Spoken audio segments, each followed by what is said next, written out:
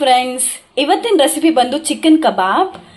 ನೀವು ತುಂಬ ಥರ ಕಬಾಬ್ ಮಾಡಿ ಟ್ರೈ ಮಾಡಿರ್ತೀರಾ, ಬಟ್ ಈ ಥರ ಮಾಡಿ ನೋಡಿ. ಟೇಸ್ಟ್ ಅಂತೂ ಸಕ್ಕತ್ತಾಗಿರುತ್ತೆ. ಚಿಕನ್ ತುಂಬ ಜ್ಯೂಸಿಯಾಗಿ ಸ್ಪೈಸಿಯಾಗಿ ಬೆಂದಿರುತ್ತೆ.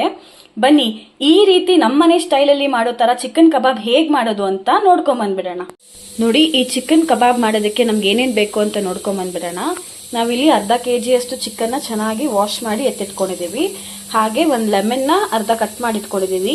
ಕರ್ಡು, ಶುಂಠಿ ಬೆಳ್ಳುಳ್ಳಿ ಪೇಸ್ಟು, ಹಾಗೆ ಸ್ಪೈಸಸ್ಸು, ಖಾರ ಪುಡಿ, ಅರಿಶಿನ ಪುಡಿ, ಜೀರಿಗೆ ಪುಡಿ ಮತ್ತು ಗರಂ ಮಸಾಲ, ಸ್ವಲ್ಪ ಪೆಪ್ಪರು. ಇಷ್ಟು ಐಟಮ್ಸ್ ನಮಗೆ ಚಿಕನ್ ಕಬಾಬ್ ಮಾಡೋದಕ್ಕೆ ಮ್ಯಾರಿನೇಷನ್ಗೆ ಬೇಕಾಗತ್ತೆ. ಈಗ ಒಂದು ಬೌಲು ಚಿಕನ್ ಹಾಕೊಂಡು ನಾವು ತೆಗ್ದಿಟ್ಟಿರೋಂಥ ಲೆಮನ್ನ ಸ್ಕ್ವೀಸ್ ಮಾಡ್ಕೊಳ್ಳೋಣ. ಹಾಗೆ ಈಗ ಒಂದು ಸ್ವಲ್ಪ ಕರ್ಡ್ ಹಾಕೊಳ್ಳೋಣ. 1 ಟೇಬಲ್ ಸ್ಪೂನ್ ಆಫ್ ಗಟ್ಟಿ ಕರ್ಡ್, ಫ್ರೆಶ್ ಆಗಿ ಹಾಕೊಳ್ಳಿ, ನೀರು ಹಾಕೋಬೇಡಿ. ಹಾಗೆ ಜಿಂಜರ್ ಗಾರ್ಲಿಕ್ ಪೇಸ್ಟ್ ಹಾಕೊಳ್ಳೋಣ. 1.5 ಟೇಬಲ್ ಸ್ಪೂನ್ಸ್ ಹಾಕೊಂಡಿದ್ದೀವಿ. ಈಗ ಒಂದು ಅರ್ಧ ಸ್ಪೂನಷ್ಟು ಗರಂ ಮಸಾಲ.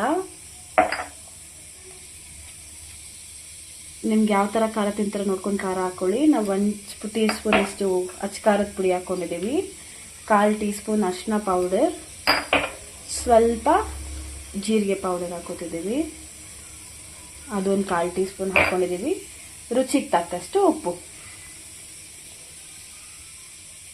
ನಾವು ಚಿಕನ್ ಸಾಫ್ಟಾಗಿ ಬೇಯಬೇಕು ಅಂತ ಕರ್ಡು, ಲೆಮನ್ನು ಎಲ್ಲ ಹಾಕಿರೋದ್ರಿಂದ ನೀವು ಕಬಾಬ್ ಮಾಡಿದ್ಮೇಲೆ ತುಂಬಾ ಜ್ಯೂಸಿಯಾಗಿ ಸ್ಪೈಸಿಯಾಗಿ ಕುಕ್ ಆಗಿರುತ್ತೆ. ಈ ಥರ ಒಳ್ಳೆ ಮಿಕ್ಸ್ ಕೊಟ್ಕೊಳ್ಳಿ. ಇದನ್ನು ಚೆನ್ನಾಗಿ ಮಿಕ್ಸ್ ಕೊಟ್ಕೊಂಡು ನಾವು 1-2 hours ಮ್ಯಾರಿನೇಷನ್ಗೆ ಇಟ್ಬಿಡಬೇಕು. ಈಗ ನಾವು ಮ್ಯಾರಿನೇಟ್ ಆದಮೇಲೆ ಹೇಗಿದೆ ಅಂತ ನೋಡೋಣ. ನಾವು ಚಿಕನ್ನ ಮ್ಯಾರಿನೇಟ್ ಮಾಡಕ್ಕೆ ಎತ್ತಿಟ್ಟಿದ್ವಲ್ಲ, ಇವಾಗ 2 hour ಆಗಿದೆ. ನಾವು ತೆಗೆದಿಟ್ಕೊಂಡಿದ್ದೀವಿ.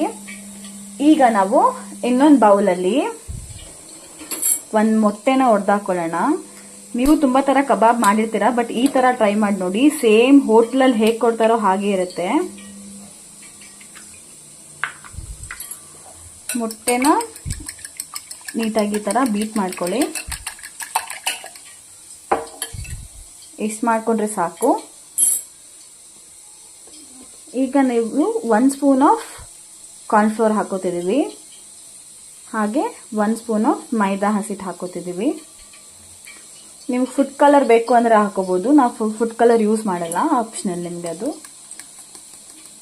ಈಗ ಇದನ್ನು ಚೆನ್ನಾಗಿ ಮಿಕ್ಸ್ ಮಾಡ್ಕೊಳ್ಳಿ.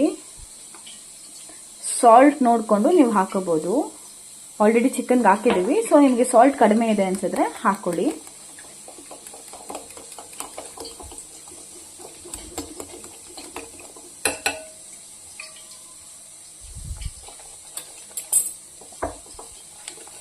ಈ ಥರ ಚೆನ್ನಾಗಿ ಮಿಕ್ಸ್ ಮಾಡ್ಕೊಳ್ಳಿ. ಯೂಶಲಿ ನಾವು ಚಿಕನ್ ಜೊತೆನೆ ಫ್ಲೋರ್ ಎಲ್ಲ ಮಿಕ್ಸ್ ಮಾಡಿ ಮ್ಯಾರಿನೇಷನ್ ಕೊಡ್ತೀವಿ. ಅದೇ ನೀವು ಈ ಥರ ಟ್ರೈ ಮಾಡಿ, ತುಂಬ ಚೆನ್ನಾಗಿ ಚಿಕನ್ಗೆ ಕೋಟಿಂಗ್ ಆಗುತ್ತೆ. ಅವಾಗ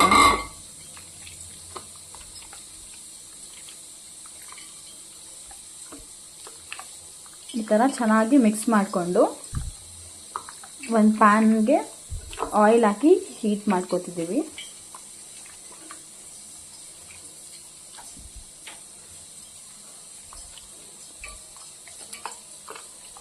ನೋಡಿ, ಈಗ ಒಂದು ಪ್ಯಾನಿಗೆ ಆಯಿಲ್ ಹಾಕ್ಕೊಂಡು ಹೀಟ್ ಮಾಡ್ಕೊಂಡಿದ್ದೀವಿ. ಈಗ ನಾವು ಚಿಕನ್ ಪೀಸಸ್ನೆಲ್ಲ ಹಾಕ್ಕೊಳ್ಳೋಣ. ತುಂಬಾ ಚೆನ್ನಾಗಿರುತ್ತೆ.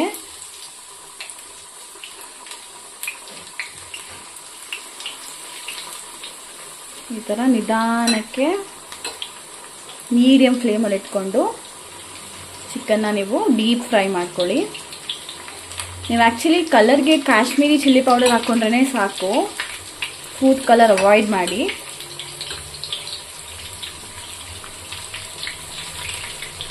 ಈಗ ಇದನ್ನು ನೀಟಾಗಿ 2 ಸೈಡು ಚಿಕನ್ ಬೇಯೋವರೆಗೂ ಬೇಯಿಸ್ಕೊಳ್ಳೋಣ. ಹಾಗೆ ನಿಮಗೆ ಕಬಾಬ್ ಮಾಡೋವಾಗ ಕರಿಬೇವು ಹಾಕೊಳ್ಳಿ. ಕರಿಬೇವು ಹಾಕೋದ್ರಿಂದ ಒಳ್ಳೆ ಫ್ಲೇವರ್ ಬರುತ್ತೆ ನಿಮಗೆ.